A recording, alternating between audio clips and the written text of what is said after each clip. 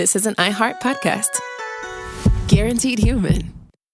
Hi, this is Gronk from Dudes on Dudes. I'm here to tell you about protecting your end zone with wet, extra large flushable Dude Wipes. Unlike dry wiping with toilet paper, Dude Wipes clear instead of smear. Wetter cleans better. Goodbye dingleberries. Goodbye itch and irritation. Plus, if you take Gronk-sized grumpies, or as I like to call them, Gronkies, baby wipes won't do. You need extra big Dude Wipes to handle the job. So don't fumble the ball with toilet paper. Stop being an a-hole to your b-hole and start using Dude Wipes. Available on Amazon and major retailers nationwide. Dude Wipes. Best clean, pants down. Thank you for calling the Bombas Comfort Line. Bombas make socks, slippers, tees, and underwear made with the highest quality materials. Press 1 for comfort, 2 for style, 3 for donation. You chose style. Bombas has styles for whatever you enjoy. You can run in Bombas, lounge in Bombas, dress them up, dress them down, but always give back in Bombas. Because with every item purchased, another is donated. Bombas, comfort worth calling for. Go to bombas.com/audio and use code AUDIO for 20% off your first purchase. That's BOMBAS.com and use code AUDIO. Support for the show comes from Public, the investing platform for those who take it seriously. On Public, you can build a multi-asset portfolio of stocks, bonds, options, crypto, and now generated assets, which allow you to turn any idea into an investable index with AI. It all starts with your prompt. From renewable energy companies with high free cash flow to semiconductor suppliers growing revenue over 20% year over year, you can literally type any prompt and put the AI to work. It screens thousands of stocks, builds a one-of-a-kind index, and lets you backtest it against the S&P 500. Then you can invest in a few clicks. Generated assets are like ETFs with infinite possibilities, completely customizable and based on your thesis, not someone else's. Go to public.com/podcast and earn an uncapped 1% bonus when you transfer your portfolio. That's public.com/podcast. Paid for by Public Investing. Brokerage services by Open to the Public Investing Inc. Member FINRA and SIPC. Advisory services by Public Advisors LLC, SEC registered advisor. Generated assets is an interactive analysis tool. Output is for informational purposes only and is not an investment recommendation or advice. Complete disclosures available at public.com/disclosures. This is Bethany Frankel from Just Be with Bethany Frankel. Let me be blunt. Most dog food is junk. It just is. And I'm not feeding junk to Biggie and Smalls. That is why they eat Just Food for Dogs. It's real, 100% human-grade food with ingredients I actually recognize, not mystery pellets pretending to be healthy. And once I switched, the difference was obvious. Better digestion, better skin, more energy, dogs who actually feel good instead of just surviving dinner. Here's the thing. You care about quality. You make an intentional choice to be healthy. So why are you gambling with your dog's health? So let's think about our furry babies. Go to justfoodfordogs.com right now and get 50% off your first box. No code, just try it. Because once you see the difference, you're not going back.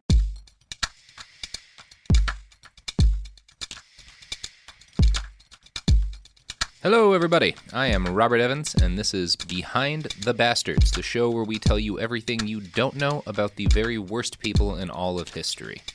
Today, with me, is my former boss at Cracked and current boss at Stuff Media, Jack O'Brien. It me, Jack O'Brien. And today, Jack Attack, we are talking about the children of dictators, which I know you just had another kid. I did. Yeah. And you're kind of like the podcast equivalent of a dictator. Uh-huh. Yeah. So there might be some tips here. Okay. Yeah. I didn't realize that's how we were coming at this. Yeah. But, yeah. Okay. I feel like you can empathize with the fathers in this. Right, the father figures? Yeah. Okay. Yeah.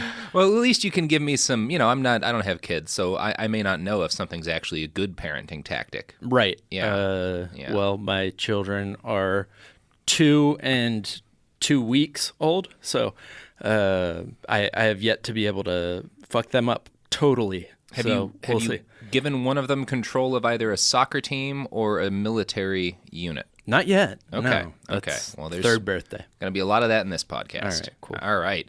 I've spent most of the last week reading about the various children of dictators. There's a number of sources for this podcast, which I'll go through as we read them, but I do want to upfront plug a book called Children of Monsters by Jay Nordlinger. It's a great book. I'll be referencing it regularly here. There are a lot of players in this podcast, so I kind of figured my best bet would be to start with the dictator who I think was probably the best parent out of all of them, Fidel Castro. I am not saying Fidel was a good parent. He was terrible by every normal measure of being a dad, but none of his kids grew up to be mass raping, mass torturing monsters, and that counts as a win on this list. Oh, boy. So Castro's oldest son was Fidelito. Castro divorced Fidelito's mom, Mirta, early and fled to Mexico to wage his revolution from afar. Fidelito's mom's family was well connected in Cuban politics, so obviously Castro hated them, and he hated that his kid lived with them because they were, bougie as fuck. When Fidelito was 6, Castro asked nicely if he could have his kid for a 2-week visit. Mirta said yes and sent him over, and Castro kidnapped him. Big mistake. But not only did he kidnap him, he didn't even kidnap him to raise him himself. He kidnapped him and put him with a foster family that he thought would do a better job than the kid's actual mom. That is some dictator shit. Just you should be over here. Yeah. These are better parents for you than your mom, and certainly better than me. That's great. So Mirta had to get the Mexican government to help her re-kidnap her son 3 months later. But in 1959, when Fidelito was 9, Castro took power. His mother sent him over from New York to visit his dad again because she thought he should know his dad, even though he'd already kidnapped him once, which is maybe a questionable call from a mom, but... I mean, so far, this is exactly the story of my 2-year-old, so keep going. So, yeah, Fidelito went over to Cuba to see his dad, who is, the new dictator of Cuba. They posed together on top of tanks, and basically Castro treated him as a prop. Fun dictator stuff. Yeah, fun dictator stuff. And a few months after those tank photos were taken, there was a horrible car accident Fidelito got into. He was badly injured. He went into surgery to have his spleen removed. On the same night, Fidel Castro was set to address a bunch of reporters on TV. The Children of Monsters book quotes a biography of Castro called Gorilla Prince, which is both a solid name for a rap album, and which I'll also quote because, it's great. So this is the night Castro's talking to a bunch of press people while his son is getting surgery. And he's clearly set all this up. So all these journalists... are talking to him, but instead of asking him normal questions, they're all asking him, like, why aren't you leaving to go see your son? Why aren't you leaving to go see your son? And finally, one of them says, Comandante Castro, who is it who rules in Cuba? And Castro shouts back, the people. And then the journalist says, well, then the people want you to go see your son. And so at this, Castro turns around and drives off to see his kid. So, his son gets in an accident, and he's like, how can I spin this for good PR? Right. So Fidelito became a celebrity in Cuba, and he seems to have hated it. Castro eventually pulled him out of the limelight and sent him to study nuclear physics in the Soviet Union, like you do. Mm-hmm. He became the head of Cuba's Atomic Energy Commission in 1980. He was not good at the job. Don't say. No, he wound up getting removed from the position 12 years later in 92. We don't know why exactly, but it probably had something to do with the joint Cuban-Russian nuclear reactor. There's a great article about this reactor on Gizmodo, and the title of the article kind of tells you the story. The abandoned communist reactor that would have killed us all. So this reactor that Castro's son was presiding over, they basically found that upon its operation, it would have been at least 15 times likelier than a U.S. plant to have had a catastrophic meltdown. Based on the weather patterns, they knew it would only take 24 hours for radioactive materials to reach Florida if it did melt down. And since Cuba's not very big, Fidelito's plan was to dump all of their nuclear waste into the ocean. Wow. So he was not a great atomic energy commissioner. His dad fired him. He was sent to the Cuban Academy of Sciences, and that's not really much else to say about Fidelito. He's kind of boring, which is basically the best case scenario for a kid on this list. Fidel, we don't know how many kids Fidel had. We aren't even sure if he was married for most of his time in power or how many wives he had. But we do know that he had another boy, Antonio, who became an orthopedic surgeon. Antonio worked as a physician to the Cuban basketball team and seems to be better at his job than his older brother was at building nuclear power plants. I'm bringing him up because in 2008, something hilarious happened to him. Luis Dominguez, a pro-democracy activist, baseball fan, and Cuban-American, pretended to be a 27-year-old Colombian sports journalist named Claudia to seduce Antonio. So the internet's not allowed in Cuba, but if you're a Castro family member, you get a smartphone, you get internet access, you get all of that stuff. You're not supposed to, but they have it anyway. So Luis pretends to be this woman, Claudia, and strikes up a romantic relationship with Castro's son via text messages and Google Chat and so he's catfishing. Yeah, he catfishes Castro's son. And Catfishing the kingfish, the big fish. Yeah. There's messages like, guess where I am and I will make love to you without stopping, is one message Antonio sent this fake woman while he was on a diplomatic visit to Russia. I mean, that's just kind of basic lovemaking, is that you don't stop in the middle of it. I will make love to you, and I won't just randomly stop. I have a desire to kiss you. I want to kiss you, love you, and make love to you. So that's sweet. But Luis was also able to get Antonio to share his phone number, his address in Havana, and reveal that he had no bodyguards and give him updates on secret trips he was taking to other countries in Central and South America. That's the sort of thing that a secret admirer would ask you. Yeah, exactly.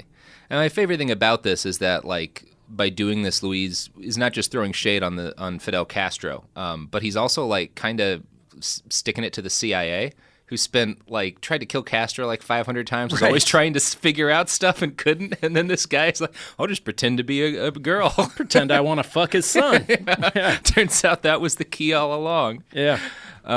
So that's a fun story. Antonio is clearly kind of dumb, but he doesn't seem to be a bad person. So again, Castro's kid's pretty much the best case scenario here. Right. The worst case scenario, for that, we're going to have to roll over to our old buddy, Saddam Hussein. All right. Of all the dictator fathers I've read about, I'm pretty sure he was the worst. Uday Hussein was born in 1964. Uday. And Qusay in 1966. Qusay, not a whole lot to say about. I mean, he wasn't a great guy, but it's Uday who's the real king shit of Garbage Mountain. So Uday was originally meant to be the heir to Saddam's power. He was tall, handsome, and athletic, but he was also so crazy that Saddam couldn't stand him and eventually disinherited him. So in the 90s, Uday was made the head of the national soccer team, football team, whatever term you want to use. Head of the team? Yeah, he was like the head coach. Okay. That's like a dictator kid trope. We'll run into a couple other kids who like, okay, you get to run the soccer team because your dad's, That's awesome. The boss. Right. And so as coach of this team, he was known to show up at halftime and promise to cut off players' legs and feed them to hungry dogs if they didn't improve. Which is... That's good motivation. Yeah, it's a solid strategy. Yeah. I'm going to quote here from a wonderful Guardian article titled Uday, Career of Rape, Torture, and Murder. Quote, as football overseer, Uday kept a private torture scorecard with written instructions on how many times each player should be beaten on the soles of his feet after a particularly poor showing. Well, you got to stay organized. I mean, that's the first thing. Can't forget any beating-worthy mistakes. No, that's like the first. I'm pretty sure what Joe Namath said that, too. Yes. He was always hitting people in the foot. Yeah. So in addition to being probably not a very good coach, Uday was famous for raping basically anyone and everyone who caught his eye. There were some occasions where he'd show up at weddings and just take the bride. Really? Yeah, that would happen. Like, Jesus. There's a lot of those stories. So he's garbage. He became obsessed with torture. It's said that he had a private torture chamber on the Tigris. I found a quote during my research from a friend of the Hussein family who said, "The day Uday discovered the internet was a black day for Iraqis," which, yeah. What did he do with the internet? Well, he found out about things like Iron Maidens, not the band, the sarcophagus filled with spikes. Got it. We found one of those in one of his palaces. The Americans did when Iraq was conquered or whatever. And when they found it, it was dull. Like, Jesus Christ. Like, it wasn't, he didn't just buy it to put it in the corner because he was like, that's sick as shit. Maiden. I mean, I think it started sharp. Yeah. you gotta keep that thing sharp, man. I think he was doing a lot of maidening with the Iron Maiden. Although maybe more painful if it's not sharp. Yeah, I mean, I assume Uday knew what he was doing when it came to using an Iron Maiden on people. Right. He was probably the world's leading expert on that. Yeah. Actually. So, Yeah, I've only used one like once or twice, so I shouldn't You're shut just a my big hobbyist. mouth. Yeah. There is one mark in Uday's favor, which is that he was the leader of the Saddam Fedayeen, which was a violent paramilitary force dedicated to his dad.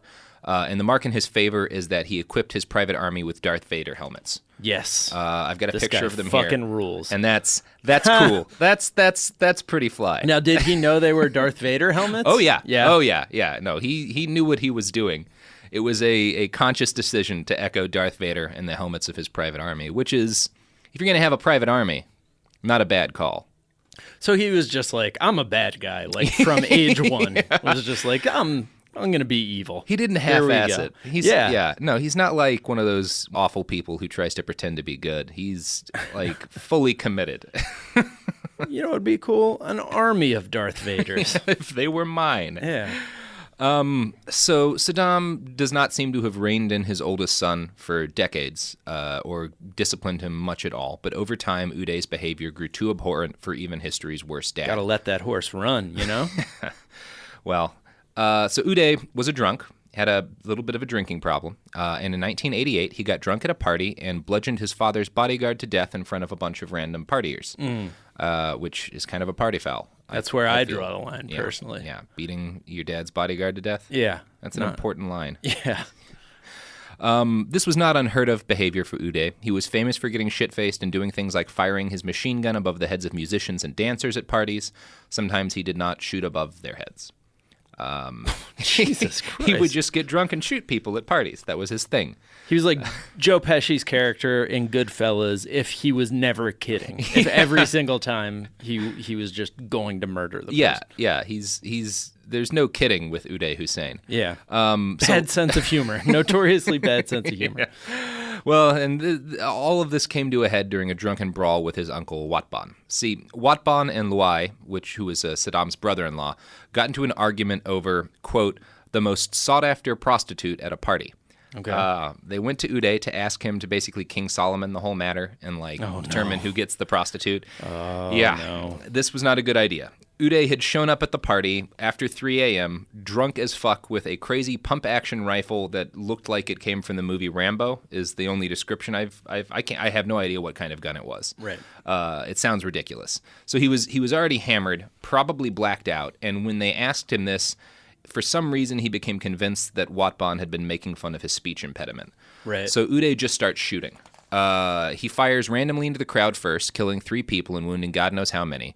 Then he turned the gun on his uncle and shot him in both legs, and then also accidentally gunned down 6 female dancers. So 9 people have died total in this rampage. Jesus. And Saddam's brother has had his kneecaps blown off. Mm-hmm. So this pissed off Saddam Hussein, and he decided he was actually going to discipline his son. So the story...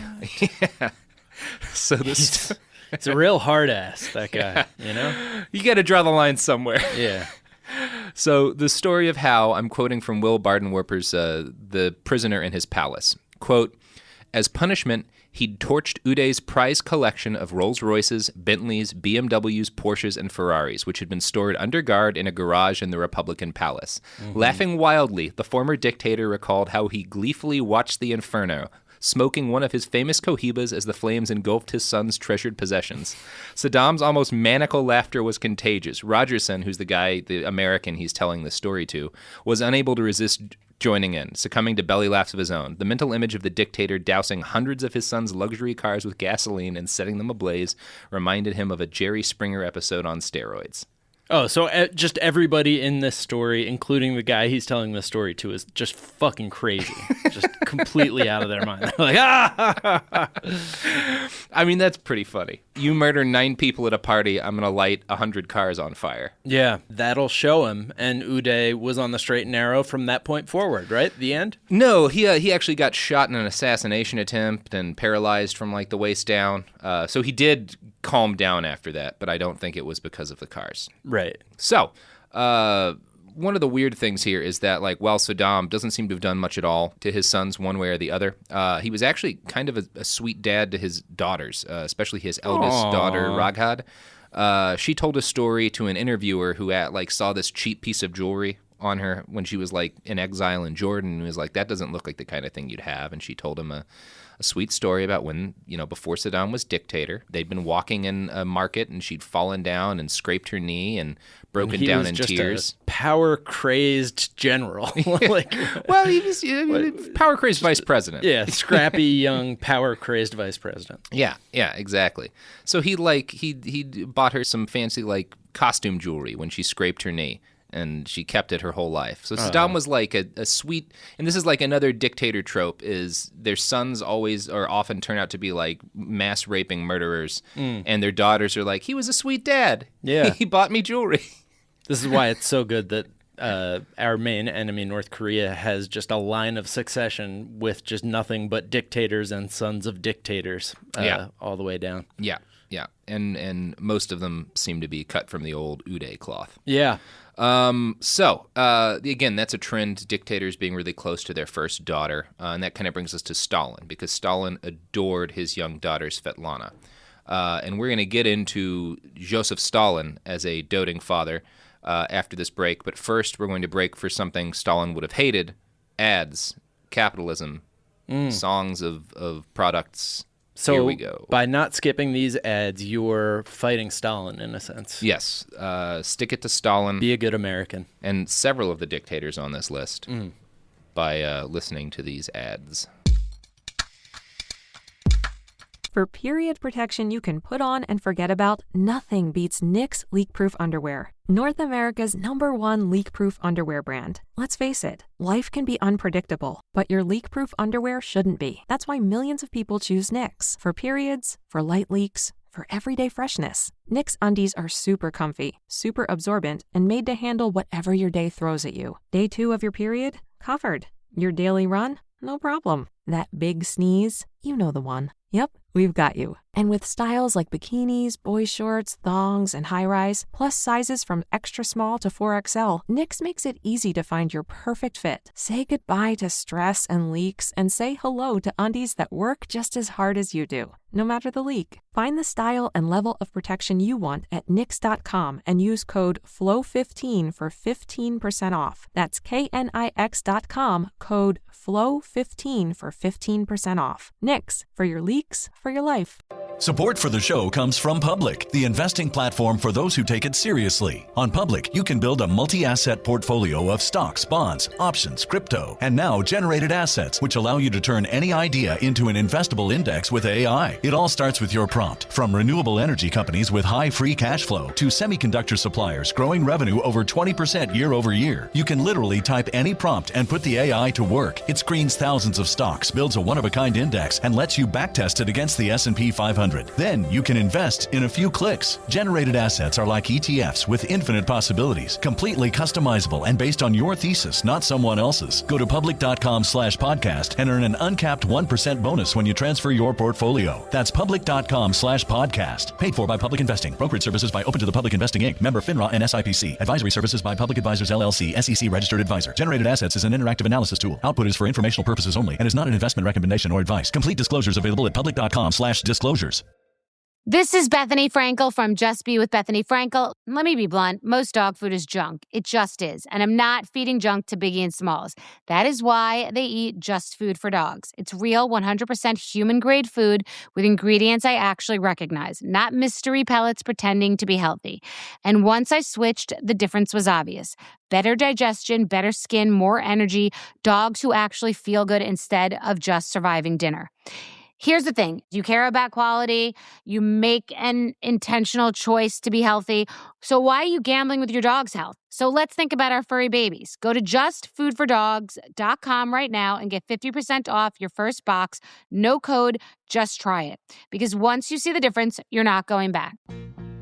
Life gets messy. Spills, stains, pet accidents, and kid chaos. But with Anabay, cleaning up is easy. Our sofas are fully machine washable, inside and out, so you never have to stress about messes again. Made with liquid and stain-resistant fabrics, that means fewer stains and more peace of mind. Designed for real life, our sofas feature changeable fabric covers, allowing you to refresh your style anytime. Need flexibility? Our modular design lets you rearrange your sofa effortlessly. Perfect for cozy apartments or spacious homes. Plus, they're earth-friendly and built to last. That's why over 200,000 happy customers have made the switch. Upgrade your space today. Sofas start at just $699. Visit washablesofas.com now and bring home a sofa made for life. That's washablesofas.com. Offers are subject to change and certain restrictions may apply. And we are back. Last we talked about Fidel Castro and Saddam Hussein and their parenting tactics, and right now we are talking about Svetlana Stalin, the daughter to Joseph Stalin. She was born in 1926 after Stalin was already in power, And he was kind of a doting father at first. Svetlana thinks it's because he reminded her of his mother. Svetlana's mother, Nadezhda, was a committed Bolshevik. She was not big on child rearing. She never hugged her daughter. She never said a kind word to her daughter. And she constantly gave Stalin shit for coddling their daughter. So in this relationship, Stalin was the cool parent. Right. Which Stalin was the laid-back dude. He's the chill dad. Right. Wow. Yeah. Stalin's wife did not fuck around, huh? No, she did not. She wound up killing herself because she was angry at how he wasn't communist enough for her, basically. Really? That seems like why. We're never That's how gonna know you win a exactly fucking why. argument, ladies. Yeah. But anyway, so Stalin and his daughter had a cute little relationship. He would have her issue orders to him in writing, and then he would respond, "I obey." He would sign notes as like the poor peasant Joseph Stalin, the secretary to, my daughter. So that was cute. That is adorable. Yeah, they had a cute little thing. It didn't last. Stalin was always busy, and a lot of what he was busy doing was disappearing people. Right. So regularly her classmates would just not show up at school because their parents had been exiled or executed. Oh, I thought you meant he had her classmates killed for, like, not being nice to his daughter. I suspect some of that might have happened, too. There's just a lot of her schoolmates weren't there one day. Right. And that kept on happening. From time to time, other classmates would give her notes to pass on to her father, begging him to free their parents. Stalin hated this and told his daughter to not act as a post office box. Right. So that's a fun thing to put on your daughter's shoulder. Right. Her relatives started to disappear, too. After Stalin's wife committed suicide, Stalin got rid of basically the mom's whole side of the family, so all of Svetlana's aunts and uncles. She didn't understand why this was happening and thought that it was just like a terrible mistake until she went to Stalin about it, and he said, no, they knew too much. They babbled, and it played into the hands of our enemies. So, he knows how to talk to his daughter. Yeah. He's a good father. He's a good dad. He's a good dad. That's how you explain disappearing. Right. Yeah. Someone's relatives. Yeah. So in 1943, at the height of World War II, Svetlana fell in love with a young boy named Kapler. They had a brief romance, and then Stalin found out. He became convinced Kapler was a British spy. He also wasn't wild about the fact that Kapler was Jewish. Svetlana said, but I love him, Dad. I'm going to quote from Svetlana's autobiography here. Love, screamed my father, with a hatred of the very word I can scarcely convey, and for the first time in his life he slapped me across the face, twice. Take a look at yourself. Who'd want you, you fool? He's got women all around him. So that's, what? That's Stalin. Whoa. There's an immediate drop-off as she Yeah. gets to be a teenager and how sweet Stalin is. Yeah, and just the second she shows any interest in another man. Yeah. So she's also a first daughter? Yeah. So that's just interesting. We were just talking on the other podcast that I host, the Daily Zeitgeist, today about our president and his strange relationship to his first daughter, Ivanka. Just how it doesn't seem like totally normal. Like they seem to have a very special bond. But yeah. That's a nice way to put it. Yeah. So he has sort of the same sort of relationship to his daughter, Stalin does, that like Scarface has to his sister. It's like, Yeah. oh man, he's really protective of her. Yeah, it's sweet up until another human being enters the picture. Right. And then it's like, oh no, this is bad. That's interesting that dictators can not, because they're clearly, their love for their daughter is just a function of their narcissism, right? Yeah. But it's weird that it doesn't translate to their sons, probably because they see their sons as just like a diminished, shittier version of them. Yeah, it's me, but you never had to struggle. You didn't grow up robbing banks for a living. Right, you know? right. Yeah, whereas his daughter is just this, perfect little thing that loved him, and then she becomes a person, and he's very angry about that. Right. Yeah. So, Stalin dies, spoiler alert, and after his death, Svetlana flees the Soviet Union. She becomes an American citizen in 1967, but then comes back to the USSR in 1984, but then she goes back to the US, and then France, and then finally England in 1992. Just on her My Dad Was Stalin tour. Well, yeah, she wrote 2 very popular books. I think one of them was a bestseller, and they were apparently good books, well-reviewed. So you might call her the best-case scenario for, the kid of a monster. From our perspective, yeah. Yeah, she wound up being a relatively successful person and, spoke out against her dad the rest of her life. Whatever happened to the guy, Kaplar, that she fell in love with? He went off to a gulag. Oh, got it. Yep. Yep. Like specifically as ordered by Stalin, Yeah. or just because he was one of millions and millions of people who got swept up? I mean, he was one of millions and millions of people who got swept up, but Stalin was like, I don't think it was unrelated to the fact that he was making eyes at Stalin's daughter. And gulags were nice places, right? Yeah. Pretty chill. Yeah, let's not examine that any further. Right. They seem nice. It's a nice name. It sounds like a good soup. Yeah. Gulag. Oh, yeah, I love the gulag. It's eggplant, right? Yeah. Yeah. My favorite fact about gulags is the Russian word for Russian still has a word for this. It basically means man cow, and it's a word that was created in the gulags for when you fatten somebody up who you're in the gulags with in order to and then you plan an escape with them so that you can eat them as you're crossing the tundra. Oh, that's nice. Russian has a single word for that. Is that why you would cater all those really fat, heavy lunches? Don't worry about it. Yeah. Okay. All right. Back to Castro's. Oh yeah. So this kind of brings to mind Castro's daughter Alina, who had a very similar story to Svetlana. So she never really lived with her dad. Her mom was kind of one of Castro's side flings, but she grew up knowing she was Castro's daughter. Everyone else knew she was Castro's daughter. And like Svetlana, people would beg her to have her dad free their families from, horrible, slave camps and stuff. Yeah. Castro wasn't as much of a dick about it as Stalin. I don't think he did anything when she asked him, but he wasn't like... Makes it kind of hard to be like, guys, I'm not just defined by my father, when they're like, but he's killing my family, but please. My father. Right. Yeah. So they didn't have a super close relationship, but Fidel did show up at her first wedding, and as he left, he told her, "Don't let me know when you get your divorce." And her response was, "Don't worry, I don't have your phone number." Nice. Like Svetlana, she fled her home country. She wound up in the United States. She wrote a book about her shitty dad, and she started a radio show in Miami called Simply Alina, where she would talk shit about Castro every day. Not Castro was my dad. It was just Simply Alina. Now, I think Castro was my dad was similar to her book's title. Right. Yeah. So that's interesting. You've got like two older daughters of dictators who follow basically the same path. Right. Rejecting their father, who clearly was into them for a weird reason. There's still hope for you, Ivanka. Yeah, you can you could have a Simply Ivanka. Yeah. You could just get It'll be therapy. Interesting. I'm really interested to see like what, as everybody who was associated with, well, we don't need to talk about politics. Let's keep going with these crazy motherfuckers. Yeah, let's talk about Stalin's sons. Oh. So first, props to Stalin. Boy. He spoiled his kids a lot less than most dictators. Right. This is particularly true of his sons, Vasily and Yakov.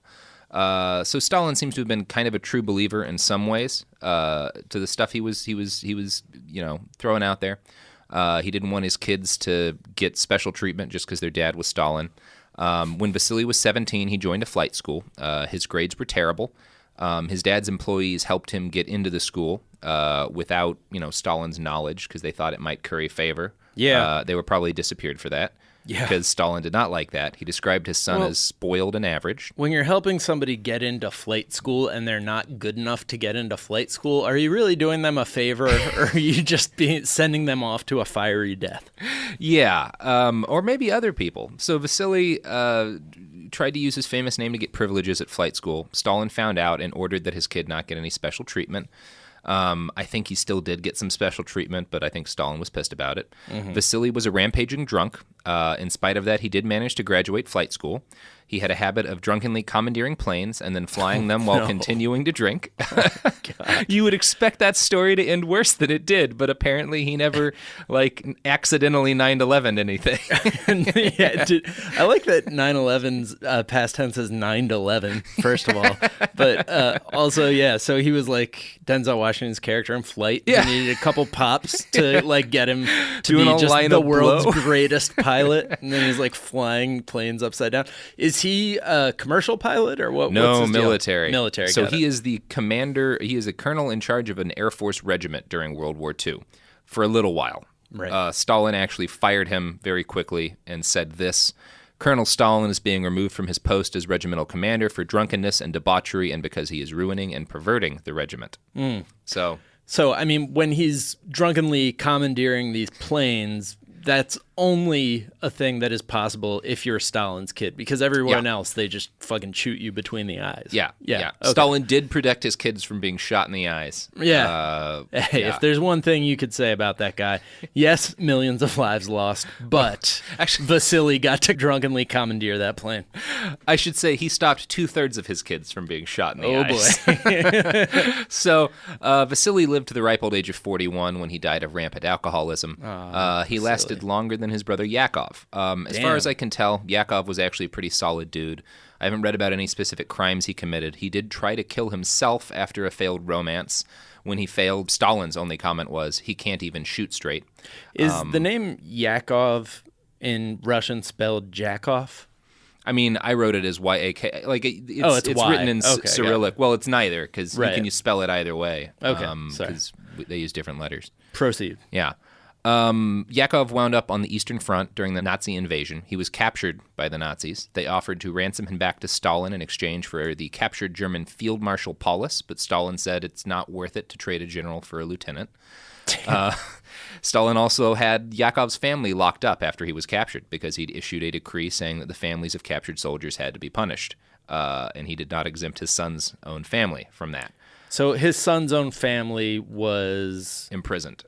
But that's like his wife or like some wife and kids. Some side piece? No, it's his wife, I think. Okay. Yeah, he's got a wife and kids. So Yakov's family was also his family. Yeah. Saddam's grandkids and daughter-in-law he throws in prison because their dad gets captured by the Nazis. Oh, okay, got it. Yakov's wife and kids. Yeah, and Yakov gets killed at the Sachsenhausen concentration camp when he refuses an order from a guard to go, do something. He just wasn't willing to take it anymore. The fact that he died this way is actually the only thing he ever did that Stalin approved of. So that's Stalin the dad in a nutshell. Wow. Was he shot by a German officer? Yeah, he's shot by a German, an SS guard. Right. Basically, the guy's like, it's time to go inside, and Yakov's like, no, fuck it, I'm just ready to die. I want to keep playing. Yeah. Okay. And so that's how you get Stalin's approval if you are his son. Get shot by a Nazi. Way to go, Yakov Stalin. Yeah. And I feel like now's the right time to move on to another communist dictator, Nicolae Ceausescu. He was the dictator of Romania from 1965 to 1989. As an authoritarian ruler, he ordered troops to fire on protesters, operated a vast and repressive secret police, and generally ran his country into the ground. He's the whole standard bingo for a European dictator in the 60s, 70s, 80s. And he's kind of middle of the pack as far as dictator dads go. So his wife was named Alina, and they had 2 sons and 1 daughter. His first son, Valentin, was initially meant to be the heir apparent, but Valentin didn't want to follow in his dad's footsteps. He declined the privilege of being the heir and instead became a nuclear physicist, which he still does today. Such a disappointment. So, yeah, what a bummer. Yeah. The kid just becomes a nuclear physicist, not a power-hungry dictator. Valentin only abused his position a little bit.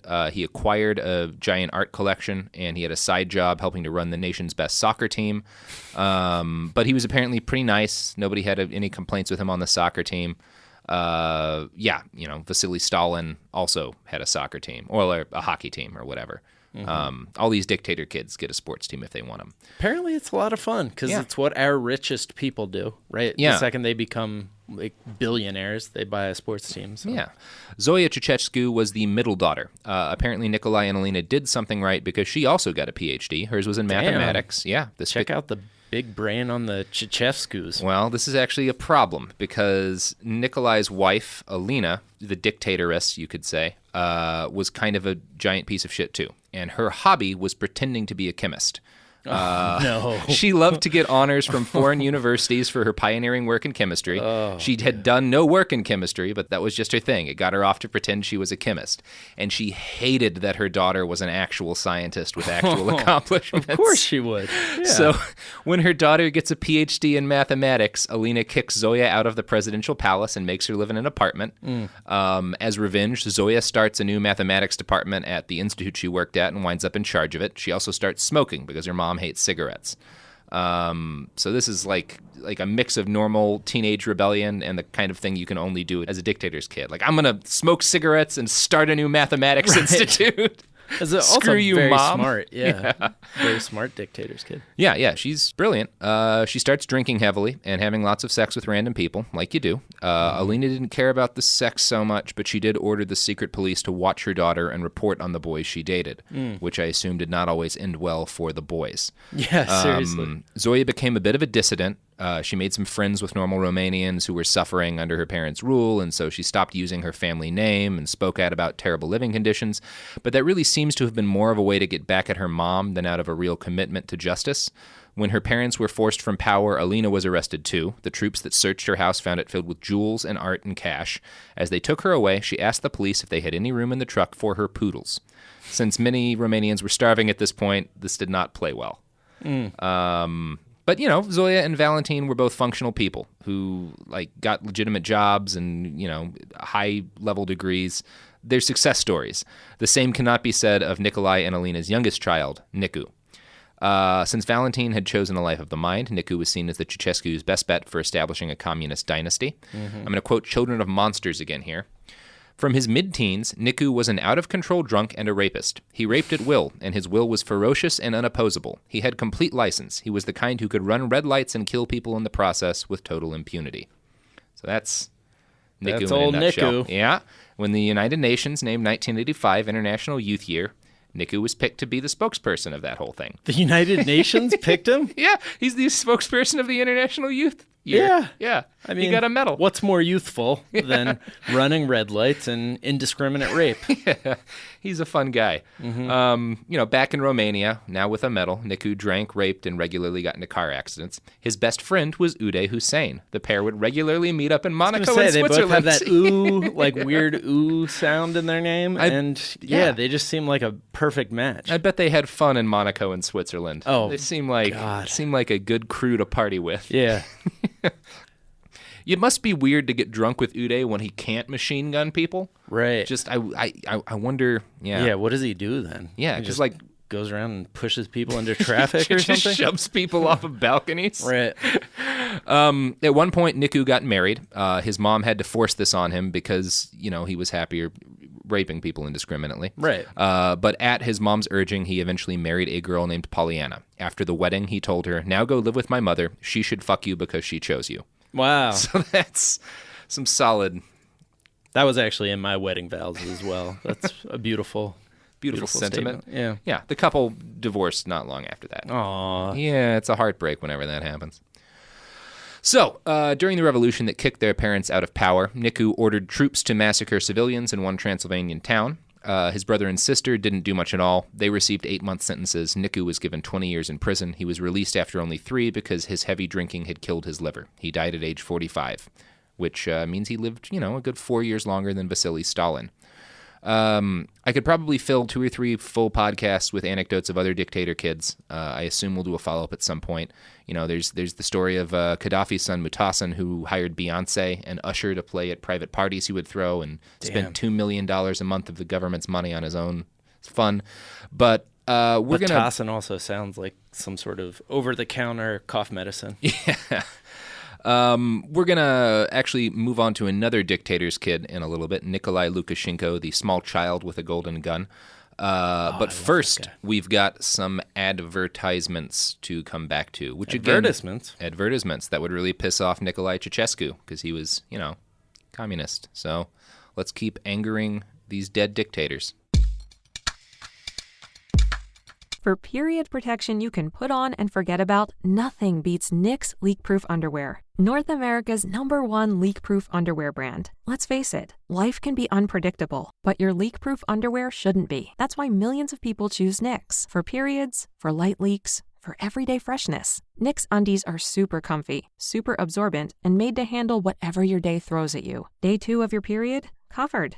Your daily run? No problem. That big sneeze? You know the one. Yep, we've got you. And with styles like bikinis, boy shorts, thongs, and high-rise, plus sizes from extra small to 4XL, Knix makes it easy to find your perfect fit. Say goodbye to stress and leaks and say hello to undies that work just as hard as you do, no matter the leak. Find the style and level of protection you want at Knix.com and use code FLOW15 for 15% off. That's KNIX.com, code FLOW15 for 15% off. Knix, for your leaks, for your life.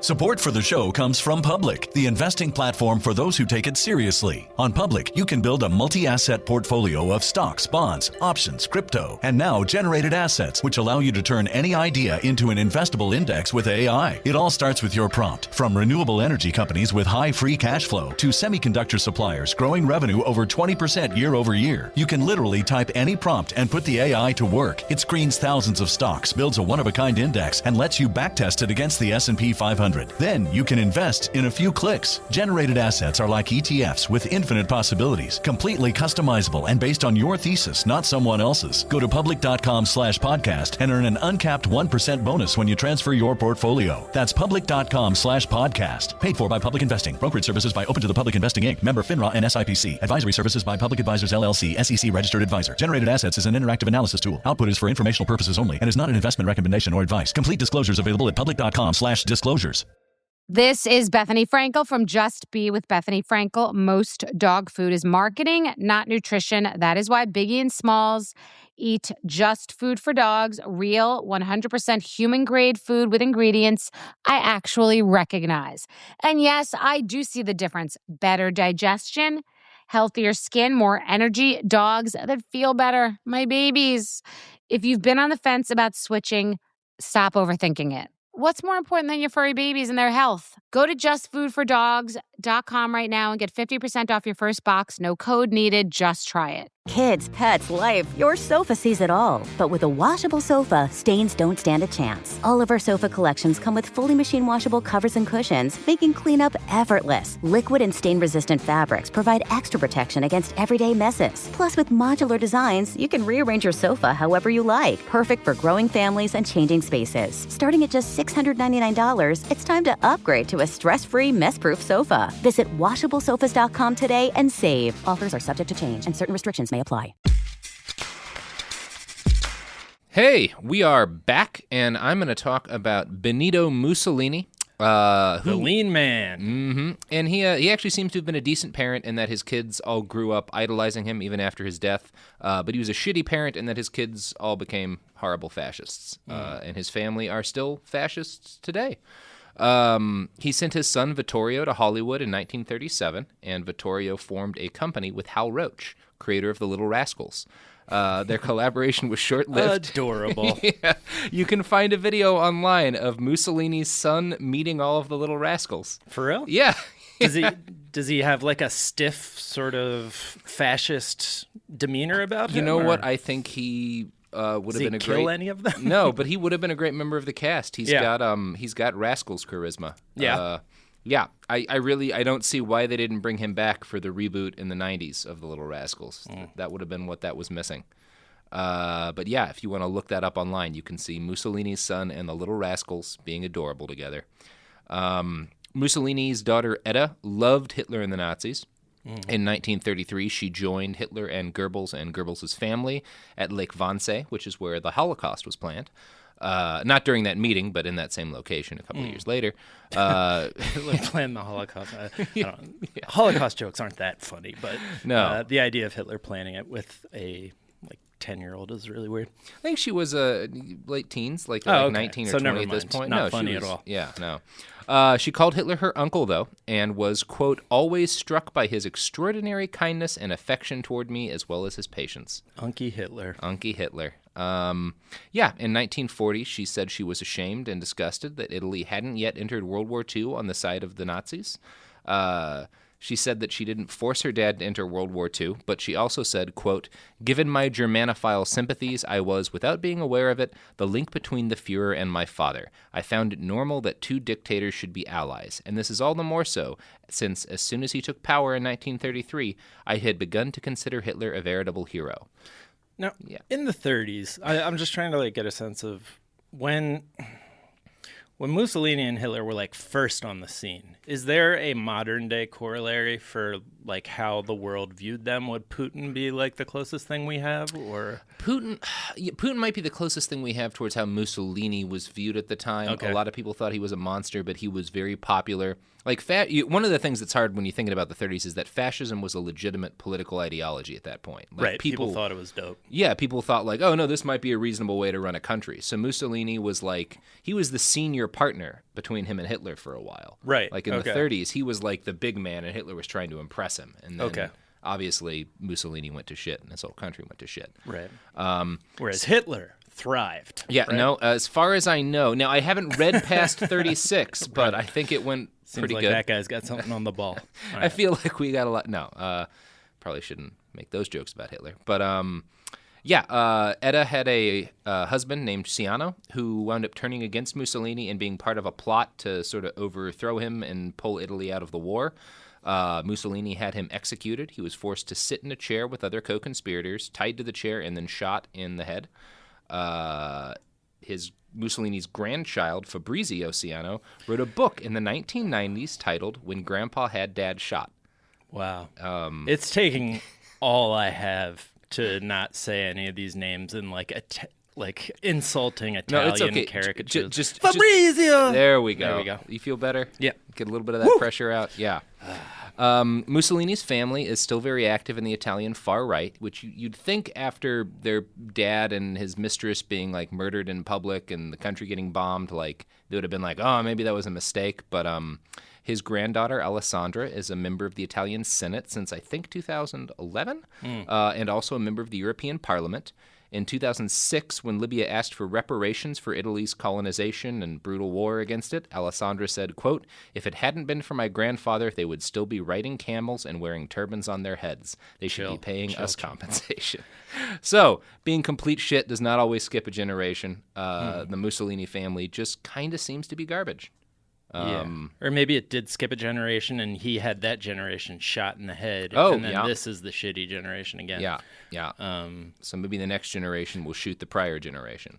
I mean, the jury's pretty much in on fascism, isn't it? You would think so, but then everything that's happened in the last 2 years. Yeah. Yeah. All right. So let's talk about Gaddafi. Muammar freaking Gaddafi. So you're a Q man. Yeah, I'm a Q man. Q man. He has a weird record as a parent. Like most dictators, he gave one of his sons a sport team. Saadi Gaddafi was the head of Libya's National Football Federation, but he was also the captain of his home team and the national team, so he played too. And he was not good, but he benefited and his team benefited from the fact that referees weren't allowed to rule against him, and also broadcasters weren't allowed to mention the names of any other players in games he played in. So they would call out Saadi by name, but the other players they Saudi just by give nature. Go ahead. They just give jersey numbers for the other players. So if you were playing in a game and he was anywhere on the field, no one else's name could be mentioned. So they'd be like, and the guy who Saadi passed to 3 passes ago passes to. They'd call their numbers out. Okay. Everyone but him on the field was just a number. Right. Yeah. Jesus. He did not have a lot of a sense of humor about his playing. There was a game in Tripoli where Tripoli was playing against their rivals Benghazi, and the Benghazi team dressed a donkey up in Saadi's jersey.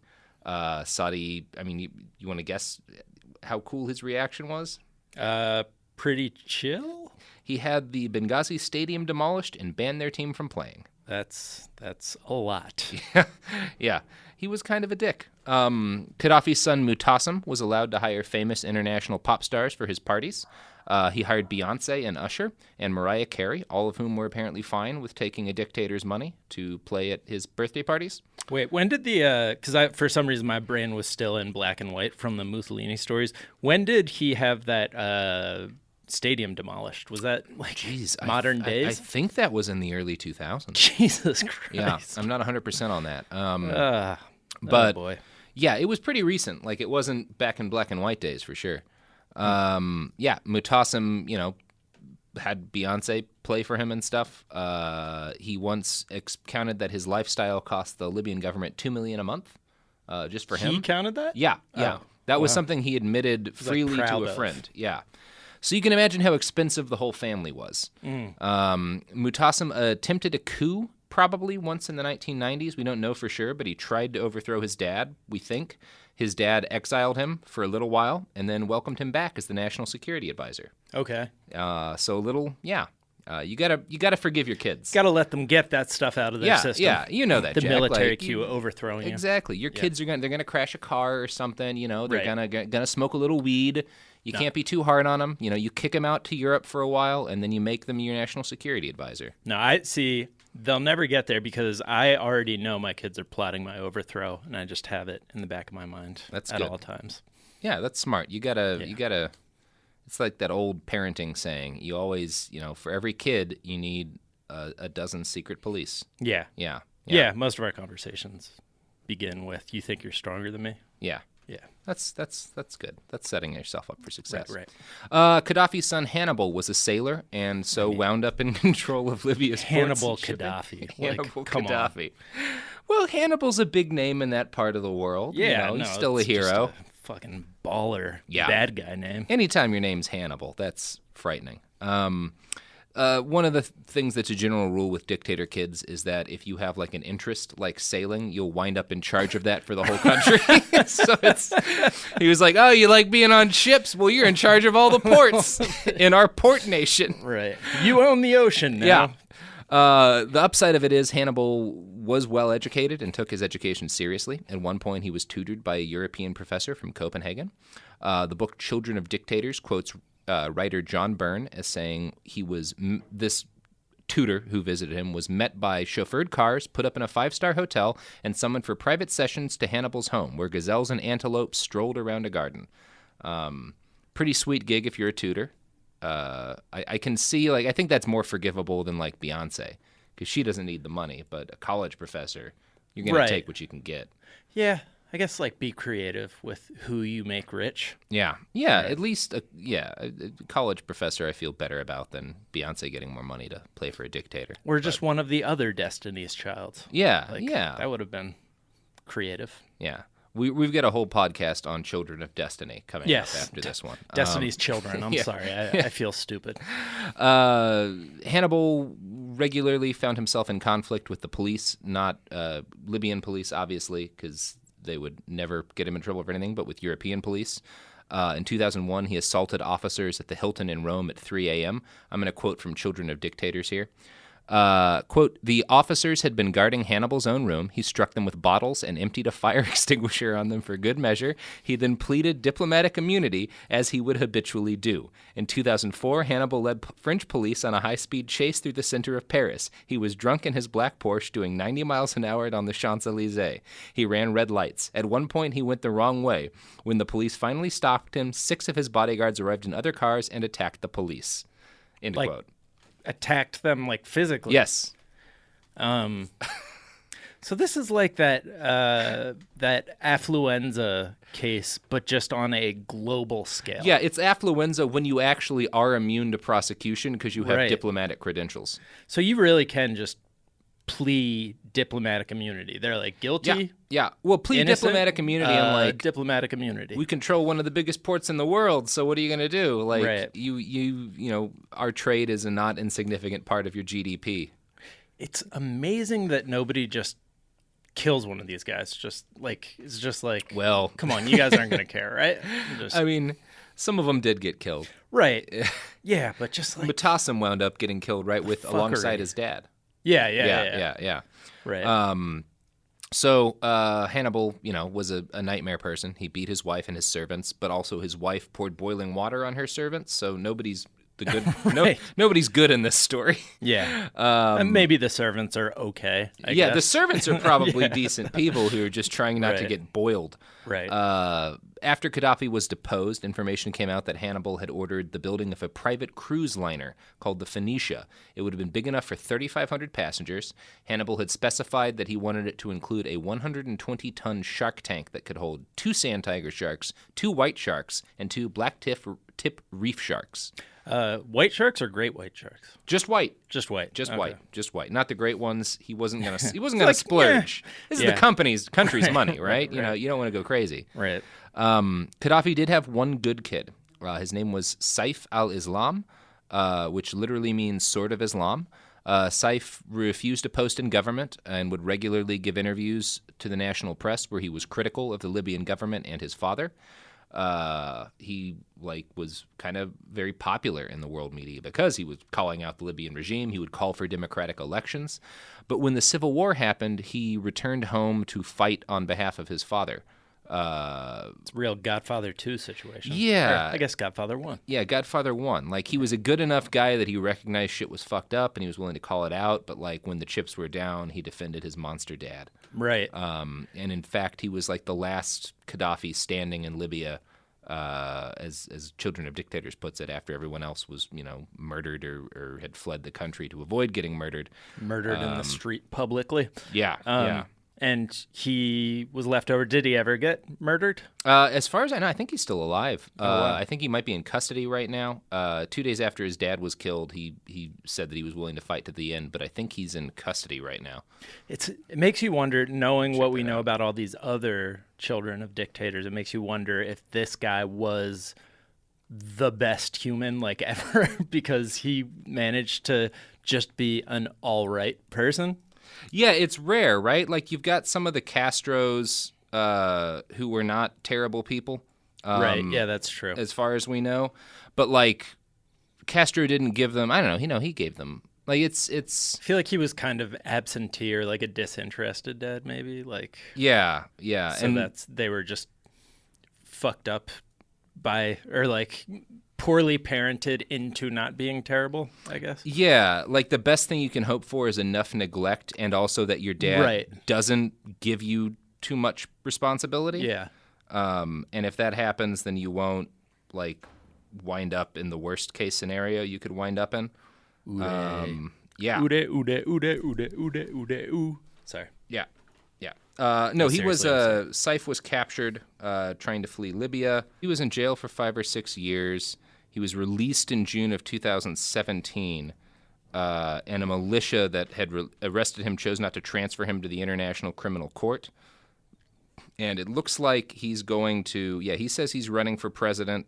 The UN-backed Libyan government says... Oh, he's running for president. He says he's going to, but the UN-backed government in Libya right now says that's not going to happen. The ICC has a warrant out for his arrest, so I guess we'll see what happens. If he needs somebody to run his campaign, I think we just gave them the strategy. Just be like, did you see how shitty my siblings were?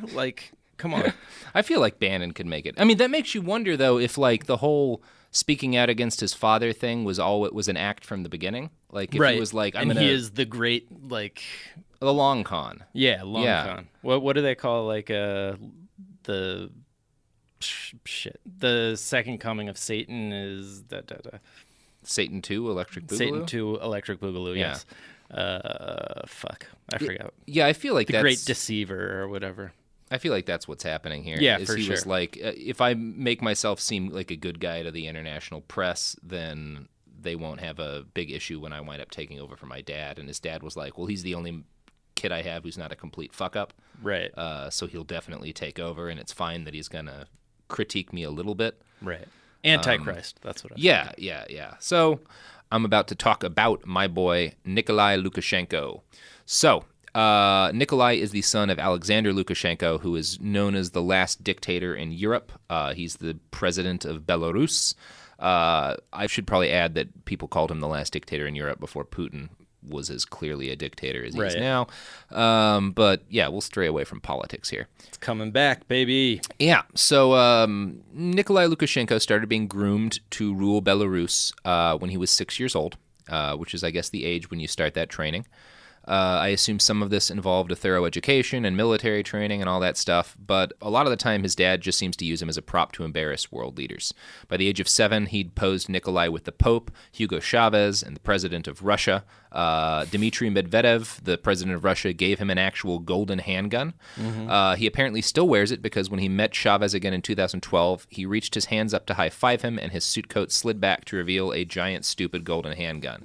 And I gotta drop you some pictures here. So these are all going to be up on the website, all the pictures at behindthebastards.com. Here's Nikolai Lukashenko receiving his giant golden handgun, and there it is in his little suit, just always clearly packing heat. He's still a child. He's 13 now. Wow. And he still has a golden handgun that he carries everywhere. There's the picture of him with Chavez.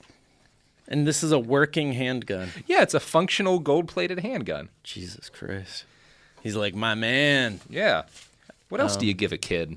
What do right. you give the kid who has everything? A golden gun. I like that he's slapping Hugo Chavez a 5 instead of like shaking his hand or cowering in fear. Well, he's a hip, Right. dictator in training. Right. And apparently gets to carry a gun everywhere. Yeah. Which, Golden gun. I mean, what 12-year-old wouldn't do that if they had the chance? Nothing says mad with power like golden handguns. Yeah, he's Joffreying pretty hard in all those pictures. Yeah, you don't find a whole lot about Nikolai's personality because, Belarus is a pretty closed country. But I'm sure he's going to turn out just great. He's been chosen to represent Belarus at the United Nations General Assembly. He's taken pictures with the Obamas and basically every other world leader who winds up near him. As of right now, he's age 13. And yeah, we don't know much about him, but I'm optimistic that he will not be a drunken mass rapist. Yeah.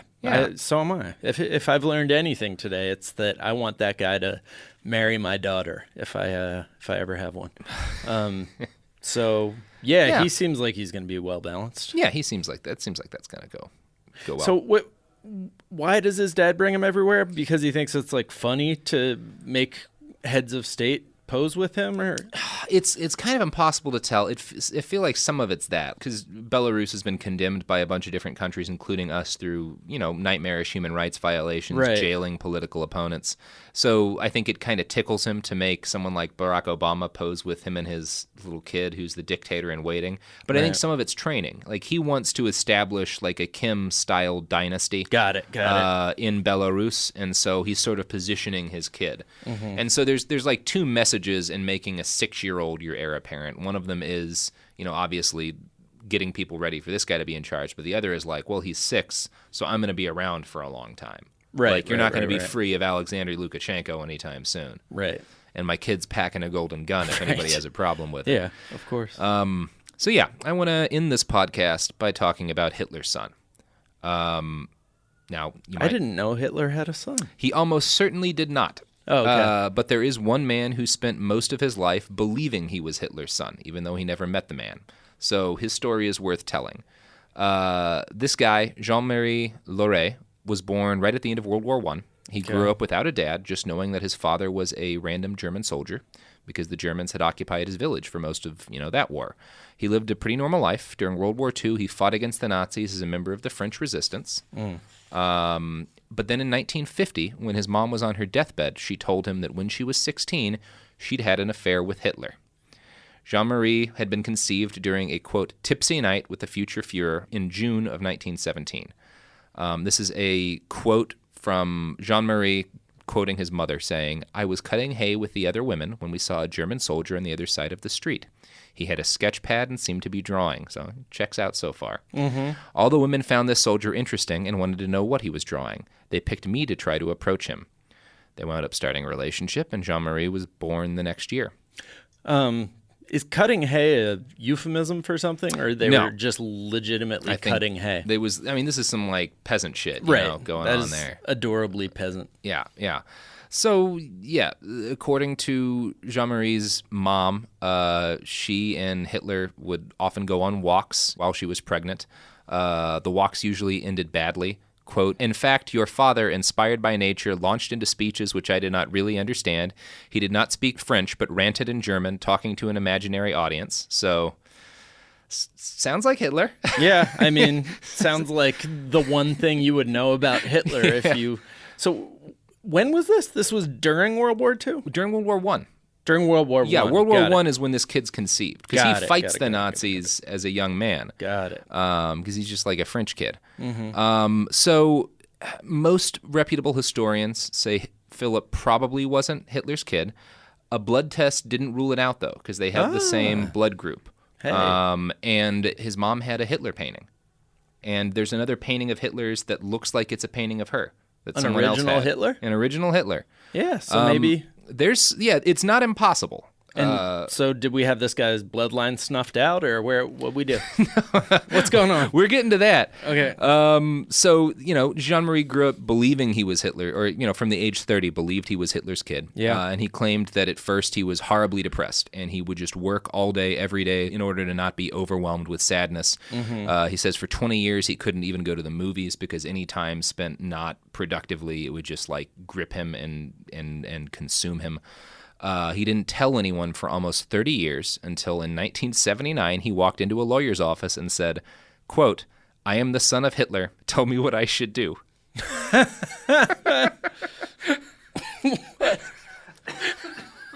Which, great day to be that lawyer. Why did he think that was a legal matter? Well, he never makes much of a point of it in the interviews of him I read, but there's always talk about, he might be entitled to the royalties from Mein Kampf. Right. Oh, Yeah, that's fair. Yeah. He did wind up writing a book about his experience as maybe Hitler's kid. And as the years went on and the scientific battle to prove his claims was waged, Jean-Marie sort of leaned into being Hitler. He changed his look to match the Fuhrer, and he definitely looks Hitlery. All you need is a mustache, so. This is him posing next to a picture of Hitler that he keeps in his house. That will do it. Yeah. He's got the stash, and that's all you need. Yeah, he grew the mustache, and he kept Hitler pictures around on his walls so that when journalists came over, they could catch a picture of him looking just like Hitler. And It's also important that you not be smiling in your picture. No. You can't look like Hitler while smiling. No, you don't see a lot of smiling Hitler pictures. Yeah. He seems to have gone from ashamed and horrified of his lineage to weirdly proud. Yeah, very clearly. Here's a quote from him. "Hitler is my family. It's not my fault that I ended up as his grandson or that all those things happened during the war." Those things, I think, being the Holocaust. Mm-hmm. What he did has all nothing... those things. All those things. All that stuff. All those, that whatnot. Mm-hmm. Yeah. What he did has nothing to do with me, which, that's fair. He will always be family for me. That's weird. Yeah. Yeah. "I don't think evil passes on. Of course, qualities from your parents pass on to you, but you build your own life and you make it what it is." Up until the end of his days, Jean-Marie Lauré continued to insist that he was proud of being Hitler's son. Mm. So that's weird. He is wearing a smart little sweater tie number there. He kind of gives you an idea of what Hitler retired might have Right, like. Yeah, that's exactly right. Yeah. So this is not the end of the story, because Jean-Marie had a son, Philippe, who worked as a plumber for the French Air Force. Really? That's apparently a job the Air Force As Hitler would have wanted it. just like Hitler would have loved. Please, I want you to deal with French soldiers' shit. So in recent years, Philippe has opened up about his belief that he is the grandson of Adolf Hitler. From him, we get quotes such as, "My father said Hitler was a good lover and was gentle to my grandmother, but apparently he was a jealous person and did not like other men giving her the eye. As far as I know, he never had any sexual perversions. I don't want to make him out to be more of a monster than he is." Which is weird of all of the things, rather than just being like, yeah, I think I'm Hitler's grandson, but it doesn't mean I'm a bad guy. You're like, I think I'm Hitler's grandson and my grandpa was good at sex. Right. What a strange... Yeah. It's a weird hill to die on. Yeah. It's not like Hitler is known for not being good at sex or being good at sex. Like, either way, it's a very strange... I hear he was a gentle lover. All right. See you guys later. Yeah. It's a weird thing to just drop on a journalist. Right. My favorite thing about this story is the way Jean-Marie apparently informed his kids, including Philippe, that they might be Hitlerkin. So one evening, they're all seated around the dining room table when, quote, "Suddenly my father said, 'Kids, I've got something to tell you. Your grandfather is Adolf Hitler.'" Wow. He really built up to that. He had a lifetime to write that speech and was just like, oh, Hitler's shit, your I almost granddad. forgot. Yeah, Hitler's your granddad. Yeah. Peace. Philippe also expressed a weird sort of pride in his possible ancestry, and he too keeps pictures of Hitler on his wall, seemingly so photographers can take photographs that show off the clear resemblance. It's the same picture as his dad took. Yeah. I mean, his mustache is a little less Hitlery. His mustache is just a mustache. Yeah. He does have 2 framed photographs on his wall, both of Hitler. One of them is a drawing, but this is very strange. Like they look like, they are in frames where you would have family pictures. Yeah, just Hitler right on his back wall, and right. like his dad, seems to be making some effort to look Hitler-y. Yeah, and with that casual, laid-back Hitler vibe. He has his, like, one hand on his wrist, like, just kind of doing a, hey, just chilling at Hitler III's dining room. Yeah, I can see the resemblance. Yeah. I mean, it's not impossible that they're actually Hitler's kids. It's just weirder to me the impact that just thinking you've got this guy as your relative has on you. Yeah. And it's also interesting to me that, like, so many of those other kids, the ones who weren't garbage, like, as soon as they were old enough to realize what their dad was doing, like, fled the country just and moved got out. away. But these guys, once they think, like, oh, my dead granddad might have been Hitler, they just go whole hog into looking like Hitler. Being like, hey, Hitler wasn't that bad. He was a good lover at the very least. He was a gentle lover. Yeah. Say what you will about all that stuff that happened during the war, Hitler could fuck. And he was my grandpa. The end. I think that's the name of his book, Hitler Could Fuck, and he was my grandpa. Man, but what a romantic that Hitler was. Yeah. Whew. Yeah. Well, so this has been a whirlwind. Yeah. I've learned a lot about what to do as a parent from these stories. Yeah. Any lessons you want to take back home with you? Just, burn their belongings while laughing maniacally is kind of one of the first things. Solid parenting That move. puts them in their place. Uday really kind of found his place after that, it sounds like. Jesus, man. What a nightmare. Yeah. Oh, boy. That's a fun tale. Yeah. Yeah, I still feel like, having gone over all of this, like, my initial conclusion was right, that Fidel was probably the least garbage of all these parents, but they were all pretty terrible. Right. Yeah, like, not a lot of good cases here. Yeah. So. Yeah. Being a strong leader, that's a lesson for all of us parents to learn. Like, the tendencies that lead to dictatorship don't lead to good parenting. Yeah, authoritarianism isn't a good thing to bring out in a parent. Generally not. Yeah. Although, maybe the Obama kids will wind up, carrying out a brutal purge campaign against the Trump family and murder their political enemies. So we're not going to talk about how we would feel about that, but yeah, I bet the Obama girls are going to end up just fine. Yeah, I suspect they'll wind up better than we already know the Trump kids have held out. Hey. I'm really curious about Barron. Yeah, Barron could be very interesting. Ivanka, I mean, come on, she's an all-star. She's a star, you guys. How long do you think it isn't before Putin gives Barron a golden gun? It's coming, man. All right. Well, Jack, you got anything to plug? I hear you have a podcast these days. I do have a podcast these days, almost definitely on the day you're listening to this, unless it's weekend. We just released an episode. It's called the Daily Zeitgeist. We talk about whatever's happening right now on a daily basis. I host it with my co-host Miles Gray, and we have a third comedian on, and it's a lot of fun. You can find it wherever fine podcasts are given away for free. And you should try and get Hitler's grandson to come on. Yeah, that would actually be awesome. Yeah, I'm sure he'd have a fun pronunciation of the word Zeitgeist. Mm-hmm. Yeah. Yes! Oh, yeah, and you can follow me at Jack_O'Brien on Twitter. Well, this has been Behind the Bastards, and I am and have been Robert Evans. If we haven't in this episode gotten to a dictator that you particularly wanted to hear about and their parenting strategies, that's okay. There's a lot of dictators who had kids.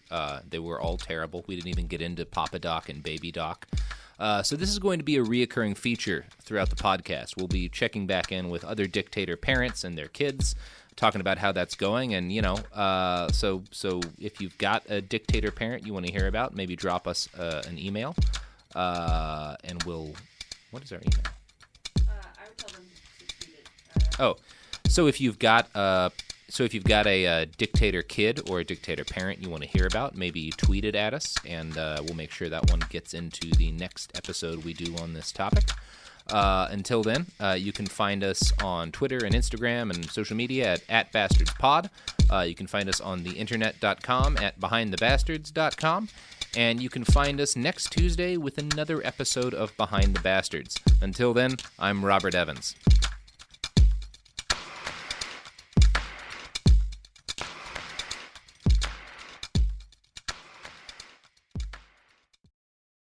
a BetterHelp ad. We get it. February is full of flowers, candy, and, of course, lots of talk about relationships.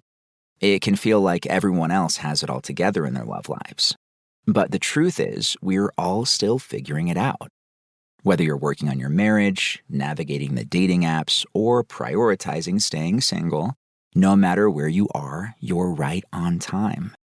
Therapy can help you find your way and take some of the pressure off yourself so you can determine what you want, what feels heavy, and how you can feel lighter. Just a little bit of outside perspective from a professional can lead to new understanding and a lot of progress. So the next time you're feeling iffy about your love life, try therapy with BetterHelp and see where it takes you.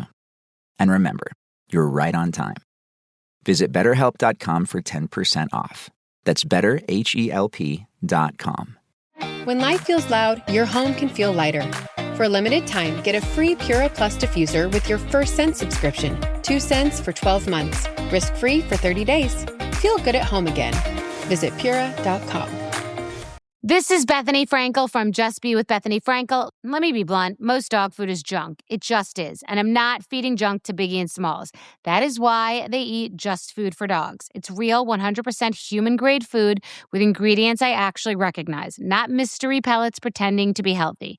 And once I switched, the difference was obvious. Better digestion, better skin, more energy, dogs who actually feel good instead of just surviving dinner. Here's the thing. You care about quality. You make an intentional choice to be healthy. So why are you gambling with your dog's health? So let's think about our furry babies. Go to justfoodfordogs.com right now and get 50% off your first box. No code, just try it. Because once you see the difference, you're not going back. Tired of spills and stains on your sofa? Wash away your worries with Anabay. Anabay is the only designer sofa that's machine washable inside and out, starting at just $699. Plus, Anabay sofas are pet-friendly, stain-resistant, and feature changeable slip covers and modular pieces. Get up to 60% off site-wide with a 30-day money-back guarantee. Visit washablesofas.com to get yours now. That's washablesofas.com. Offers are subject to change and certain restrictions may apply. This is an iHeart podcast. Guaranteed human.